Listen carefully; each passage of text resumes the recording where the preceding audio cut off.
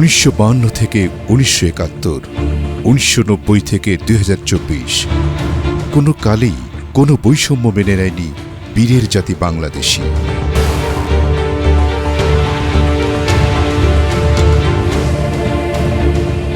2009 সালে সরকার গঠনের পর থেকেই বাংলাদেশের জনগণ নতুন করে প্রত্যক্ষ করে বৈষম্যের রাজনীতি।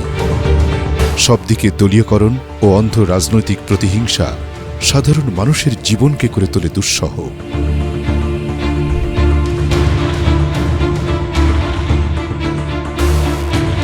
এমন প্রেক্ষিতে 2018 সালে ছাত্রছাত্রীরা সরকারি চাকরিতে কোটা ব্যবস্থা বাতিলের দাবিতে গণ আন্দোলন গড়ে তোলে। সবার প্রতিবাদের মুখে কোটার মতো বৈষম্যমূলক প্রথা বাতিল করতে বাধ্য হয় সরকার। কোনো কোটাই থাকবে না। কিন্তু 2024 সালের ডামি নির্বাচনের পর আওয়ামী লীগ পুরাতন রূপে ফিরে যায়। গণদাবিকে প্রত্যাখ্যান করে 2024 সালের জুন মাসে বাংলাদেশ হাইকোর্ট কোটা ব্যবস্থা পুনরায় বহাল করলে ক্ষোভে ফেটে পড়েন শিক্ষার্থীরা।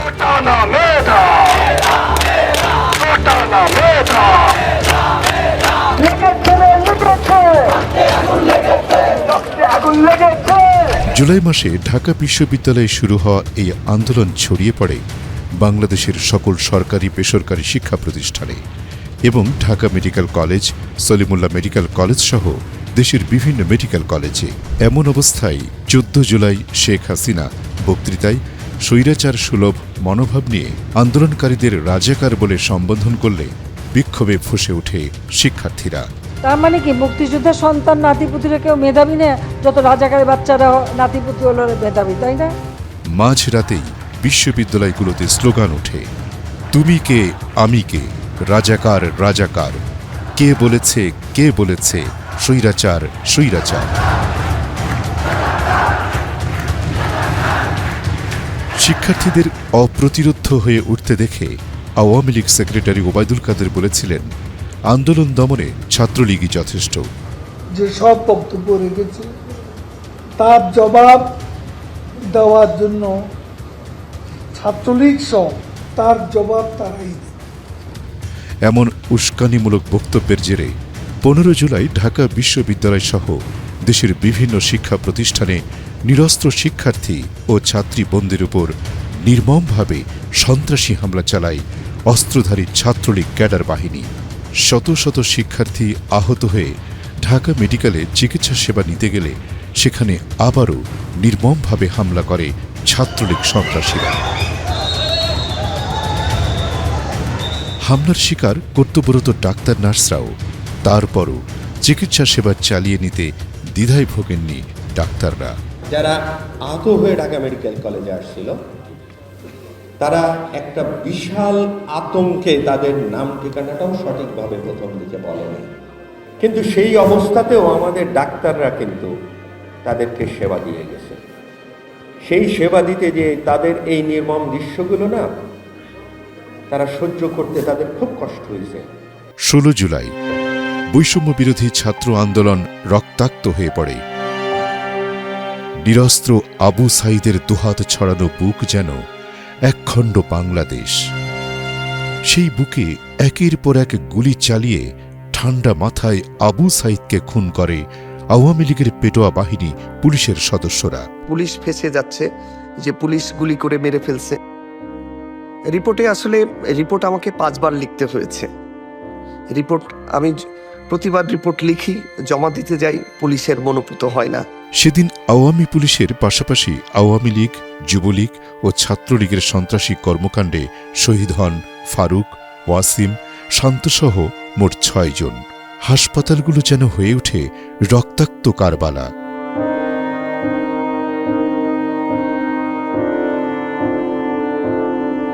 সরকারি বাধা এবং হুমকি তখন সকল ডাক্তারের উপর। একটু এদিক ওদিক হলেই সরকারের কোপানলে পড়তে হবে। জামাত, শিবির, বিএনপি, রাজাকার তকমা নিয়ে রাষ্ট্রদ্রোহীর খেতাব নিতে হবে। জেল জুলুমের কঠিন পরিণতি তখন ডাক্তারদের দোরগোড়ায়। সেই কঠিন পরিস্থিতিতেও টলে যাননি অনেক ডাক্তার।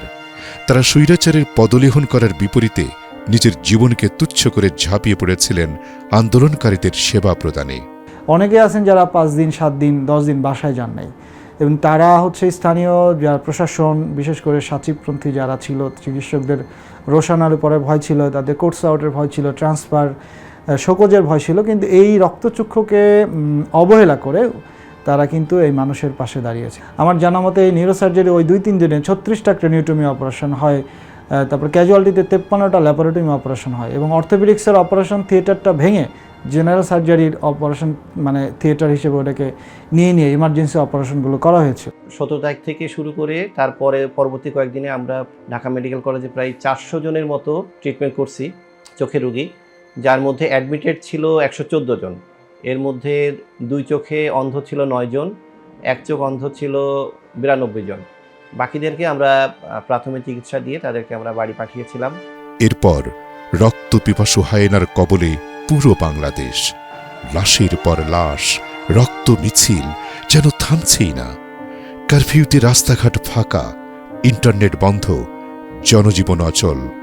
তখন জীবনের মায়া, কর্মক্ষেত্রের ঝুঁকি ও পরিবারকে পেছনে ফেলে কারফিউ উপেক্ষা করে মানবতার টানে সেবার মহান ব্রত বুকে নিয়ে ছুটেছিলেন সাদা অ্যাপ্রন পরিহিত কিছু মানুষ।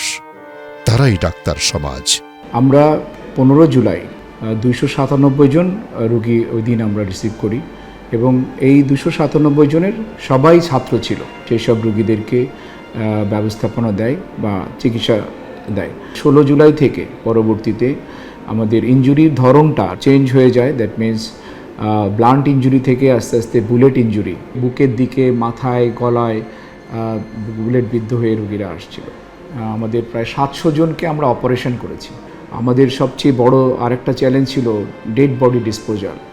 এত বেশি সংখ্যক ব্রড ডেড কোনো দিন এসেছে, যেগুলোকে ম্যানেজ করা খুব ডিফিকাল্ট ছিল।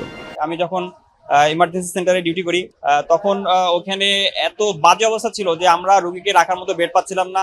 বিশেষ করে একটা পেশেন্ট দেখলাম যে সে একজন মাদ্রাসার শিক্ষক, সে ইনজুর্ড হয় এবং তার গুলিটা লাগে জাস্ট গলায়। যেরকম ফিনকি দিয়ে রক্ত বের হয়, তার গলা থেকে ওরকম ফিনকি দিয়ে রক্ত বের হচ্ছিল। অনেকের মাথার খুলি ছিল না। এখানে আমরা মানে এত বেশি ক্যাজুয়ালিটি হয়েছে যে আমরা রাত দিন 24 ঘন্টা আমরা আমাদের মতো সেবা দেওয়ার চেষ্টা করেছি। আমার জীবনে আমি আসলে এত ডিভাস্টেটিং রোগী বা এত ডিভাস্টেটিং ক্যাজুয়ালিটি কখনো ম্যানেজ করিনি। আমরা এমন রোগী দেখেছি যে তাদের মাথার খুলি উড়ে গেছে, ব্রেনের মগজ বের হয়ে গেছে এবং এগুলি গলে গলে পড়ছিল। এমন রোগী পেয়েছি যে ফুসফুসে গুলি লেগেছে এবং ফুসফুস বের হয়ে চলে আসছে। এরপরে আমরা আরো রোগী পেয়েছি যে তাকে পেটে গুলি করা হয়েছে, পেটের নার্ভুড়ি বের হয়ে আসছে, ব্লাস্ট হয়ে পা নাই হয়ে গেছে। অনেক রোগী পেয়েছি যে যেগুলোর আপনার মূত্রথলি ফুটা হয়ে গেছে। কিছু কিছু রোগী আমাদের চোখের সামনে চলে গিয়েছে। তো এটা আসলে মেনে নেওয়ার মতো ছিল না। এবং তাদের পরবর্তী রিহ্যাবিলিটেশনের জন্য আমরা ন্যাশনাল ডক্টরস ফোরামের পক্ষ থেকে আর্থিক সহায়তা প্রদান করা হয়েছে। কিন্তু প্রশ্ন আসে, জাতির এই ক্রান্তি লগ্নে দলমত নির্বিশেষে মানবতার পাশে সকল চিকিৎসক সমাজ কি এগিয়ে এসেছিল? না, আসেনি। এর ফলশ্রুতিতে রোগী বহনকারী অ্যাম্বুলেন্স, অক্সিজেন সিলিন্ডার, রোগীর ট্রলি, চিকিৎসা সরঞ্জামাদি সহ চিকিৎসকদের গাড়ি পর্যন্ত পুড়িয়ে ছাই করে দেওয়া হয় বিএমইউ তথা পিজি হাসপাতালের সম্মুখভাগ। তখন মুষ্টিমেয় যে কয়টি প্রতিষ্ঠান মাঠে ময়দান থেকে শুরু করে হাসপাতালের ইমার্জেন্সি রুম হয়ে অপারেশন থিয়েটার সর্বত্র নিরলস সেবা দিয়ে গিয়েছেন, তার মধ্যে এনডিএফ ছিল অন্যতম। তাকে লুকাতে হয়েছে, তার হিস্ট্রিটাকে হাইড করতে হয়েছে যে সে রোড ট্রাফিক অ্যাক্সিডেন্টে হয়েছে, সে গতকাল হয়নি 2 দিন আগে হয়েছে। এরকম বিভিন্ন কৌশল নিতে হয়েছে। নিয়ে যতটা সম্ভব আমরা তাদের পাশে দাঁড়িয়েছি। রক্তপিপাসু হাসিনার নির্মমতা উপেক্ষা করে জনতা নিজের জীবনকে তুচ্ছ করে রাজপথে নেমে আসলে পরিস্থিতি সরকারের নিয়ন্ত্রণের বাইরে চলে যায়। উপায় না দেখে 18 জুলাই থেকে সব ধরনের ইন্টারনেট সেবা বন্ধ করে মানুষ খুনের নেশায় মেতে ওঠে স্বৈরাচারের গুন্ডা বাহিনী। খালি হতে থাকে শত শত মায়ের বুক। মানবতার মুক্তির আন্দোলনে চিকিৎসা সেবায় ব্রত ডাক্তার সুজীব সরকার ও ডাক্তার রুবেলের মতো তাজা প্রাণ কেড়ে নেয় স্বৈরশাসক। 19 জুলাই সেনাবাহিনী মোতায়েন ও কারফিউ জারি করে দেখামাত্রই গুলির নির্দেশ প্রদান করা হয়। নিস্তব্ধ রাজধানীর বুকে শোনা যায় কেবলই বুলেটের শব্দ। হেলিকপ্টার থেকে গুলি করে হত্যা করা হয় অসংখ্য মানুষকে। আওয়ামী হিংস্র হায়েনার কবল থেকে বাদ যায়নি শিশুরাও। শহীদ আহাদ, রিয়া গোপের মতো শিশুরা মা বাবার বুক খালি করে পাড়ি জমায় পরপারে। হাসপাতালগুলো তখন জীবন্ত কারবালা। মেঝেগুলো ছোপ ছোপ রক্তে লাল হয়ে আছে। বসে থাকার বা বিশ্রামের বিন্দুমাত্র সময় নেই। এমন বিভীষিকাময় মুহূর্তে রাত দিন নাওয়া খাওয়া ভুলে কারফিউ উপেক্ষা করে পরিবারকে পেছনে রেখে মানব সেবায় ছুটে নিজেদের জীবনকে বাজি রেখেছিলেন এনডিএফের সকল চিকিৎসকবৃন্দ। ঢাকার এক প্রান্ত থেকে অন্য প্রান্তে দেশের সর্বত্র ছুটে চলেছেন তারা। স্বৈরাচার সরকার পতনের ঘণ্টাধ্বনি তখন হাসিনার দোরগোড়ায় কড়া নাড়ছে। পতনের অগ্রিম শব্দ শুনতে পেয়ে গদি রক্ষায় প্রাণঘাতী বুলেট ব্যবহারের নির্দেশ দেন স্বৈরাচারী Hasina.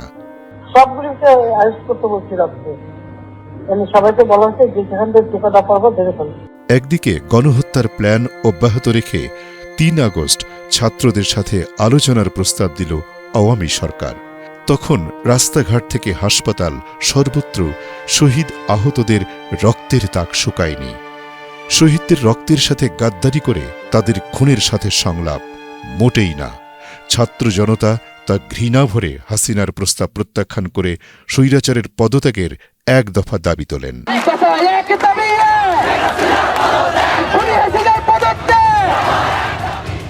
৪ August police, RAB, BGB সহ ছাত্রলীগ, যুবলীগ ও আওয়ামী লীগের সন্ত্রাসীরা নির্বিচার হত্যাযজ্ঞে মেতে ওঠে।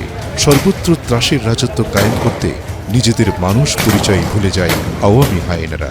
সেই কঠিন মুহূর্তেও কিছু ডাক্তার নিজেদের মানবিক দায়িত্ব ভুলে যখন স্বৈরাচারের পদলেহনে ব্যস্ত, তখন এনডিএফের সদস্যরা সবকিছুর ঊর্ধ্বে উঠে নেমে পড়ে চিকিৎসা সেবা প্রদানের কাজে। আওয়ামী জাহেলিয়াতের তীব্রতাকে উপেক্ষা করে ছাত্র জনতা প্রতিরোধের দেয়াল গড়ে তোলে। পরদিন ৫ August long march to Dhaka কর্মসূচি ঘোষণা করা হয়। জনতার স্রোত ঢাকা অভিমুখী। সাহসী জনতা মৃত্যুকে জয় করতে শিখে গিয়েছে। তাদেরকে দমিয়ে রাখার ক্ষমতা কোনো স্বৈরশাসকের নেই। ভয়ে প্রাণ বাঁচাতে সেনাবাহিনীর সহায়তায় হেলিকপ্টার যোগে লক্ষণ সেনের মতো পেছন দরজা দিয়ে ভারতে পালিয়ে যায় শেখ হাসিনা। এর মাধ্যমে বাংলাদেশের মানুষ মুক্তি পায়, অর্জিত হয় নতুন স্বাধীনতার। দীর্ঘ প্রায় ১.৫ যুগের নিষ্ঠুর স্বৈর শাসনের অবসান ঘটে। এই বিজয়ের জন্য বিলিয়ে দিতে হয় হাজারো তাজা প্রাণ, আর আহত পঙ্গুত্ব বরণ করে হাজার হাজার ছাত্র জনতা। দেশের জন্য শহীদ হওয়া, আহত, পঙ্গুত্ব বরণ করা সেই সকল বিপ্লবী বীর ছাত্র জনতার প্রতি আমাদের চির কৃতজ্ঞতা ও শ্রদ্ধা। ন্যাশনাল ডক্টরস ফোরাম এনডিএফ প্রতিষ্ঠাকালীন সময় থেকেই দেশের স্বাস্থ্য ব্যবস্থার উন্নয়নের জন্য কাজ করে যাচ্ছে। যে কোনো সংকট, প্রাকৃতিক দুর্যোগে রয়েছে তাদের সরব ভূমিকা। বৈষম্যবিরোধী ছাত্র জনতার আন্দোলনেও এনডিএফের রয়েছে গুরুত্বপূর্ণ অবদান। এনডিএফ সদস্য চিকিৎসকবৃন্দ স্বৈরাচার পতন আন্দোলনে সরাসরি অংশগ্রহণ করেন। ছাত্র জনতার শান্তিপূর্ণ আন্দোলনে স্বৈরাচারী সরকারের আইনশৃঙ্খলা বাহিনী, ছাত্রলীগ ও আওয়ামী লীগের নারকীয় হামলায় আহতদের জরুরি চিকিৎসায় মেডিকেল টিম গঠন করে এনডিএফ। তাঙ্কারপুলের দিক থেকে একটা গুলি আসলো, রাস্তার ঠিক মাঝখানে আমি দাঁড়ানো, আমার সামনে একটা ছেলে। আমার কাছে যতটুকু মনে হয় কেউ তো কাউকে চিনি না। আজকে সাদিক কায়েম যেরকম বলেছে, আমরা আমার ডান পাশে কে আছে বাম পাশে কে আছে দেখি না, আমরা সবাই এক। আমার সামনে ঠিক এরকমই মনিরের মতোই একটা ছেলে। গুলি একটা আসলো, ঠিক তার একেবারে বাম পাশে বুকের ভিতরে ঢুকে গেল। ওই গুলিটা যদি ওর গায়ে না লাগে তাহলে আমার গায়ে লাগে। বিভিন্ন দলে বিভক্ত হয়ে আন্দোলন স্থলে গিয়ে জীবনের ঝুঁকি নিয়ে তারা চিকিৎসা সেবা চালিয়ে গিয়েছেন। গুরুতর আহত রোগীদের হাসপাতালে পাঠাতেও সাহায্য করেন এবং ২৪ ঘণ্টা অ্যাম্বুলেন্স সার্ভিস চালু রাখেন। Dhaka medical college, Salimullah medical college, Suhrawardy medical college, Kurmitola hospital, NITOR, NIO, Ibne Sina, Aurora, Islami bank হাসপাতাল সহ যেসব জায়গায় আন্দোলনে অংশগ্রহণকারীরা ভর্তি ছিল, সেখানে দলে দলে বিভক্ত হয়ে মেডিকেল টিম গঠন করে আহতদের চিকিৎসা সেবা নিশ্চিত করেন এনডিএফ।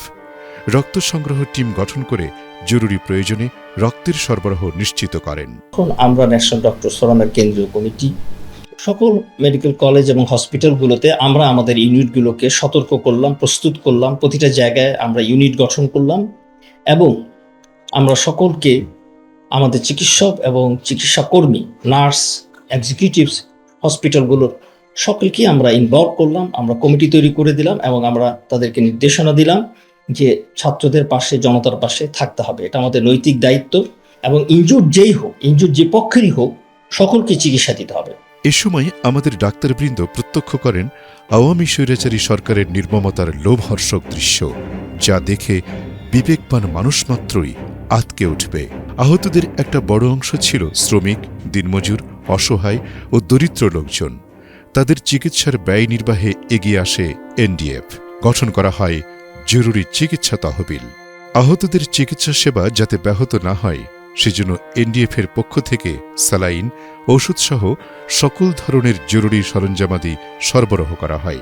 তাদেরকে সর্বাত্মক চিকিৎসা, এক্স রে, ওষুধপত্র, অপারেশন, ইভেন হসপিটালের সকল ম্যানেজমেন্ট, বেড ভাড়া সহ সকল কিছু আমরা এখান থেকে লোকাল ফান্ড থেকে ম্যানেজ করতে চেষ্টা করি। অনেক জায়গা থেকে ফেরত চলে আসা পেশেন্ট, যারা সেখানে চিকিৎসা গ্রহণ করতে পারেনি, কিন্তু যার চিকিৎসা বঞ্চিত থাকলে তার মৃত্যুর ঝুঁকি ছিল শতভাগ, সেরকম রোগীদেরকে আমরা নির্ঘুম রাত কাটিয়ে ঘন্টার পর ঘন্টা সার্জারি করে তাদেরকে আমরা সফলভাবে সুস্থ করতে সক্ষম হয়েছি। যেসব গুরুতর আহত রোগীকে সরকারি হাসপাতালে রাখা সম্ভব হচ্ছিল না, তাদের জন্য এনডিএফের পক্ষ থেকে বিশেষজ্ঞ ডাক্তার প্যানেল গঠন করে বিভিন্ন বেসরকারি হাসপাতালে সম্পূর্ণ বিনামূল্যে জরুরি অপারেশন সহ দেয়া হয় সব ধরনের চিকিৎসা সেবা। বিশেষ করে গভর্নমেন্ট হসপিটালগুলো যখন চিকিৎসা দিতে অপারগতা প্রকাশ করে, তখন আমরা সেই অসুস্থ রোগী, আহত রোগীদেরকে আমরা বেসরকারি হসপিটালগুলোতে আমাদের নিজেদের পয়সা দিয়ে আমরা চিকিৎসা করিয়েছি। যখনই আমরা খবর পেয়েছি যে আহত হয়েছে ঢাকা মেডিকেল, জাতীয় চক্ষু বিজ্ঞান ইনস্টিটিউট, বিএসএমইউ সহ আরও প্রাইভেট হসপিটালে যেখানেই নিয়ে গেছে আমরা, সেখানেই আমাদের টিম চলে গেছে। সেখানে বিশেষ করে কর্নিয়াল ইনজুরিগুলো রিপেয়ার করা হয়েছে। যদি আমরা তাৎক্ষণিকভাবে এই ইনজুরিগুলো রিপেয়ার না করতাম, তাহলে চোখে ইনফেকশন, যেটা আমরা এন্ডোপথ্যালমাইটিস বলি, এটার মাধ্যমে পুরোপুরি চোখ ব্লাইন্ড হয়ে যেত। শহীদদের মরদেহ স্বজনদের কাছে পৌঁছানো ছিল আরেক চ্যালেঞ্জ। পদে পদে বাধা এবং হুমকি। অ্যাম্বুলেন্স সেবা ছিল অপ্রতুল। তখন এনডিএফের পক্ষ থেকে বিনামূল্যে অ্যাম্বুলেন্স সেবা চালু করা হয় এবং শহীদদের লাশ তাদের পরিবারের কাছে পাঠানোর ব্যবস্থা করা হয়। জুলাই আগস্ট শেষ হয়ে গেলেও শেষ হয়নি চিকিৎসকদের দায়িত্ব ও কর্তব্য। গুরুতর আহত ও পঙ্গুত্ব বরণকারীরা এখনও হাসপাতালের বেডে কাতরাচ্ছেন। তাদের জন্যে দীর্ঘমেয়াদে চিকিৎসা সেবার পরিকল্পনা বাস্তবায়নে অক্লান্ত পরিশ্রম করে যাচ্ছে মেডিকেল টিম। 4 তারিখ থেকে শুরু করে প্রায় 1 মাস সে আইসিইউতে থাকার পরে একসময় সে একদিন চোখ খুলতে শুরু করলো। এর মধ্যে প্রত্যেক দিনই কিন্তু আমি এই ইবনে সিনার আইসিইউতে শুধু এই রোগীটাকে দেখতে যেতাম। ইউসুফ নবী তার নাম। তো আমাকে ওইখানকার ডাক্তার নার্সরা বলতে, স্যার এই পেশেন্ট কি বাঁচবে আপনার মনে হয়? তা আমি খুবই হোপফুল ছিলাম যে সে যেহেতু ইয়াং, তার ইমিউনিটি ভালো, তাকে যদি আমরা সার্ভিসটা ভালো দিতে পারি, সে হয়তো বা বেঁচে যাবে। আন্দোলনে যখন শাহজাদপুর পর্যন্ত যায়, পুলিশ এবং ছাত্রলীগ, আওয়ামী লীগ সবাই আমাদের উপর আক্রমণ করে। ওই দিন ছিল শুক্রবার, জুমার সময় ছিল। রুমমেটকে বলতেছিলাম যে আশেপাশে যে মসজিদ থাকলে মসজিদ থেকে নামাজটা পড়ে আসবো, এই কথা নামাজের কথা বলতেছিলাম। ঠিক তখনই একটা গুলি এসে আমার মাথায় লাগে। শুধু ফ্রি ট্রিটমেন্ট বলে ভর্তি হয়ে চিকিৎসা নেওয়া না, এখানে যে তাদের যে মেডিসিন লেগেছে, এই মেডিসিনটাও কিন্তু ইবনে সিনা ট্রাস্টের সিদ্ধান্ত অনুযায়ী আমরা ফ্রি করে দিয়েছি। কোনো পেশেন্টের কাছ থেকে আমরা মেডিসিনের পয়সাও নেইনি। কোনো আহত ব্যক্তি যেন বিনা চিকিৎসায় কষ্ট না পায়, অর্থাভাবে অবহেলায় পতিত না হয়, সে লক্ষ্যে নিরলস কাজ করছে national doctors forum. National doctors forum এদেশের অসহায় মানুষের পাশে দাঁড়াতে চায়, এদেশের স্বাস্থ্য ব্যবস্থার উন্নতি চায়। এছাড়া যে কোনো প্রাকৃতিক দুর্যোগ এবং এ ধরনের রাজনৈতিক সহিংসতার মাঝে আমরা দলমত নির্বিশেষে বিগত বহু বছর যাবতই কাজ করছি।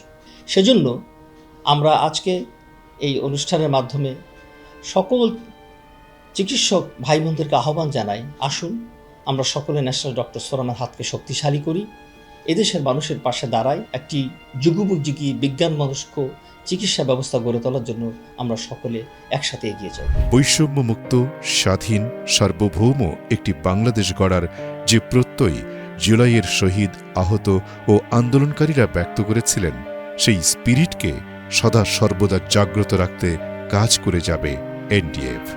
শহীদদের যথাযথ মর্যাদা ও আহত পঙ্গুত্ব বরণকারীদের সম্মান নিশ্চিত করতে চিকিৎসক সমাজ অঙ্গীকারাবদ্ধ। ইনকিলাব জিন্দাবাদ।